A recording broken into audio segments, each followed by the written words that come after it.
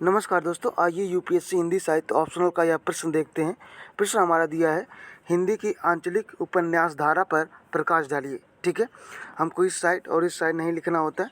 अब अपन उत्तर की शुरुआत ऐसे कर सकते हैं कि आंचलिक उपन्यास वस्तुतः अंचल केंद्रित ऐसी विस्तृत रचनाएं हैं जिसमें उपन्यास के सभी तत्व मिलकर अंचल को संपूर्णता प्रदान करते हैं। हिंदी में फरीश्वर नाथ रेणु इस धारा के प्रमुख रचनाकार हैं, जिन्होंने मैला आंचल, पलटू बाबू रोड, परती परिकथा जैसी प्रमुख आंचलिक उपन्यास लिखे हैं। आंचलिक उपन्यासों के क्या तत्व हैं उसको हम देखेंगे। पहला पॉइंट आप लिख सकते हैं, आंचल में भौगोलिक पक्ष का विस्तृत वर्णन होता है, जैसे मैला आंचल में वर्णन किया गया है। अब मैला आंचल में एक कथन आता है जिसे आप कोट कर सकते हैं कि रोहतक स्टेशन से 5 किलोमीटर दूर कोसी नदी को पार कर जाना पड़ता है। अब ये कट का निशान इसलिए होता है क्योंकि जो पैराग्राफ बड़ा होता है तो उसको कट करके छोटा किया जाता है। बांध्या भूमि के विशाल अंचल को पार कर आता है मैरीगंज। ठीक है, अब दूसरा पॉइंट आप लिख सकते हैं, सांस्कृतिक व सामाजिक पक्षों द्वारा आंचल की स्थानीयता को पाठक को महसूस करवाना।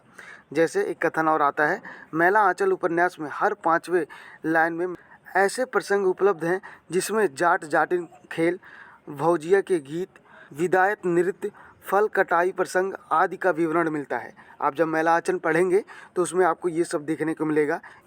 पॉइंट नंबर 3 आप लिख सकते हैं, आंचलिक उपन्यास मूलतः समय, काल व स्थान के दायरे में सीमित रहता है। अब एक कथन आप कोट कर सकते हैं, यह है पूर्णिया मैला आंचल, एक आंचलिक उपन्यास। अब ये कट का निशान मैंने बताया आपको क्यों लगता है, जब पैराग्राफ छोटा करके लिखना होता है तब।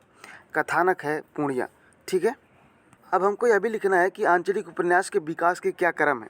तो पहला पॉइंट आप लिख सकते हैं, रेणु पूर्व के क्रम, मतलब फणीश्वर नाथ रेणु के पहले का जो आंचलिक उपन्यास चला आ रहा था उसके बारे में।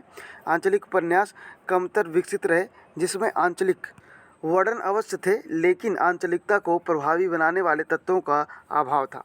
दूसरा पॉइंट आप लिख सकते हैं, रेणु युग में क्या हुआ, आंचलिक उपन्यास एक झटके में चरम विकास को प्राप्त कर गया। जैसे मैला आंचल आया तैसे ही आंचलिक उपन्यास बहुत ज़्यादा प्रसिद्ध हो गया, बहुत ज़्यादा अच्छा क्वालिटी का हो गया, आप ऐसे कह सकते हैं। अब अगला पैराग्राफ लिख सकते हैं, रेणु का मैला आंचल उनकी पहली रचना है जो आंचलिक उपन्यासों के लिए मानक बन गई। स्वयं रेणु भी उसे बेहतर नहीं लिख पाए, मतलब रेणु खुद कहते हैं, फरीश्वर नाथ रेणु, कि मैंने इसे बेहतर नहीं लिख पाया, लेकिन फिर भी यह आंचलिक उपन्यास का एक मानक बन गया। अगला पॉइंट आप लिख सकते हैं कि रेणु पश्चात युग में आंचलिक उपन्यास धारा कमज़ोर पड़ गई, मतलब रेणु के टाइम पर ही जो इसका विकास हुआ था उसके बाद फिर यह कमज़ोर पड़ने लगी थी। इस तरह से आप लिख सकते हैं।